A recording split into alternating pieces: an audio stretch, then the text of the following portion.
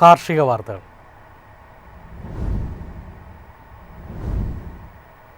നാളികേര ഉൽപ്പന്നങ്ങളുടെ വിപണിയിൽ തിരിച്ചുവരവിൻ്റെ സൂചന. ആശങ്കയിൽ കൊക്കോ വിപണി. തിരിച്ചുവരവിന്റെ സൂചനയാണ് നാളികേരോൽപ്പന്നങ്ങളുടെ വിപണിയിൽ നിന്നുമുള്ളത്.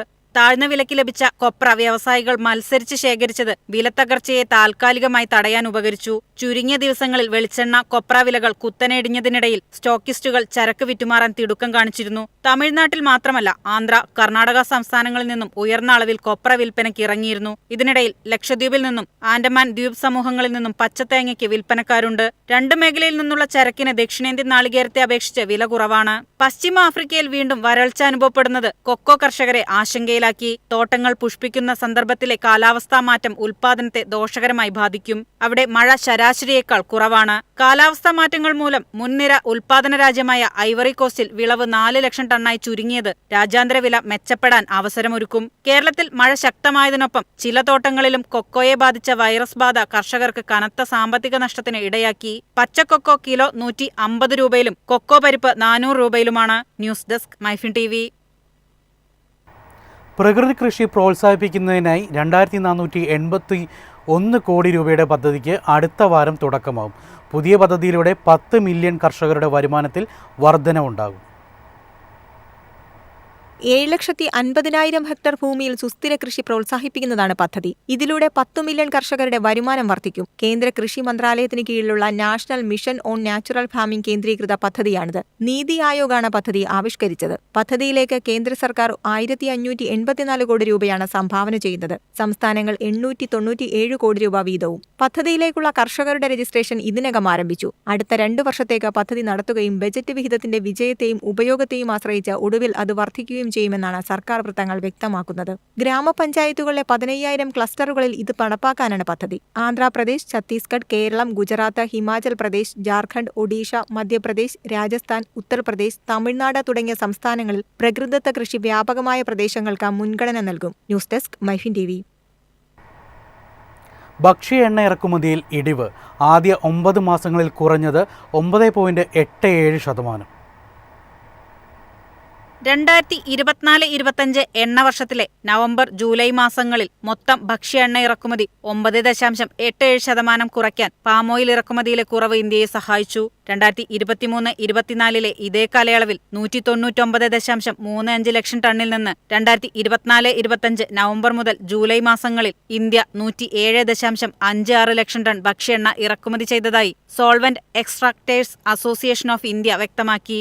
നേപ്പാൾ സോയാബീൻ എണ്ണയും സൂര്യകാന്തി എണ്ണയും ചെറിയ അളവിൽ RBD പാമോയിൽ, റാപ്പിഡ് സീഡ് ഓയിലും ഇന്ത്യയിലേക്ക് കരാർ പ്രകാരം തീരുവയില്ലാതെ കയറ്റുമതി ചെയ്യുന്നുണ്ട്. 2024-25 നവംബർ മുതൽ ജൂൺ വരെയുള്ള കാലയളവിൽ 8 മാസക്കാലം നേപ്പാളിൽ നിന്നും ഇറക്കുമതി ചെയ്തത് 5.21 ലക്ഷം ടണ്ണായിരുന്നു. News desk MyFin TV. Pathanamthitta ജില്ലയിൽ മൃഗങ്ങൾക്കായി OP ടിക്കറ്റ് ഓൺലൈനായി എടുക്കാം. സംസ്ഥാനത്ത് പത്തനംതിട്ട ജില്ലയിൽ മാത്രമാണ് നിലവിൽ ഈ സൗകര്യം ലഭിക്കുക. സംസ്ഥാന മൃഗസംരക്ഷണ വകുപ്പിന്റെ ഈ സമൃദ്ധ പദ്ധതിയുടെ ഭാഗമായാണ് പത്തനംതിട്ട ജില്ലയിലെ മൃഗാശുപത്രികളിൽ ഇതിനുള്ള സൗകര്യമൊരുക്കുന്നത്. സംസ്ഥാനത്ത് പത്തനംതിട്ട ജില്ലയിൽ മാത്രമാണ് നിലവിൽ ഈ സൗകര്യം ലഭ്യമാവുക. ഈ മാസം അവസാനത്തോടെ പൂർണ്ണമായും പ്രവർത്തന സജ്ജമാകും. ഡോക്ടറുടെ സേവനം ലഭ്യമാണോ എന്ന് മുൻകൂട്ടി അറിയാനാകും. ഈ സമൃദ്ധ മൊബൈൽ ആപ്ലിക്കേഷനിലൂടെയാണ് ഇത് നടപ്പിലാക്കുക. ക്ഷീരകർഷകരുൾപ്പെടെയുള്ളവരുടെ ആപ്ലിക്കേഷനിൽ വാക്സിനേഷൻ സർട്ടിഫിക്കറ്റ്, ആരോഗ്യ സർട്ടിഫിക്കറ്റ്, മരുന്ന് കുറിപ്പടികൾ, പഴയ ചികിത്സാരേഖകൾ, ലാബ് റിപ്പോർട്ടുകൾ എന്നിവയെല്ലാം കിട്ടുന്ന തരത്തിൽ സമ്പൂർണ്ണ മൃഗാരോഗ്യ മാനേജ്മെന്റ് സംവിധാനമാണ് ലക്ഷ്യമിടുന്നത്. ആനിമൽ OP മാനേജ്മെന്റ് സിസ്റ്റത്തിലൂടെ ജില്ലയിലെ 61 കേന്ദ്രങ്ങളിലാണ് കർഷകന് ഉപകാരപ്രദമാകുന്ന സംവിധാനമെത്തിയത്. ജില്ലയിലെ 60,000-ഓളം കന്നുകാലികളിൽ ചിപ്പ് ഘടിപ്പിച്ചു. കാർഡ് റീഡറോ സ്മാർട്ട് ഫോണോ ഉപയോഗിച്ച് ടാഗ് ചെയ്ത ഓരോ കന്നുകാലിയുടെയും വിശദാംശങ്ങൾ കർഷകർക്കും മൃഗസംരക്ഷണ വകുപ്പ് ഉദ്യോഗസ്ഥർക്കും ഡിജിറ്റലായി ലഭ്യമാകും. News desk MyFin TV. സംസ്ഥാനത്തെ മികച്ച കാർഷിക സ്റ്റാർട്ടപ്പിനുള്ള പുരസ്കാരം നേടി ഫ്യൂസലേജ് ഇന്നവേഷൻ. കാർഷിക മേഖലയിൽ ഡ്രോണുകൾ ഉപയോഗിച്ച കൃഷിരീതികളാണ് ഇവർ അവതരിപ്പിക്കുന്നത്.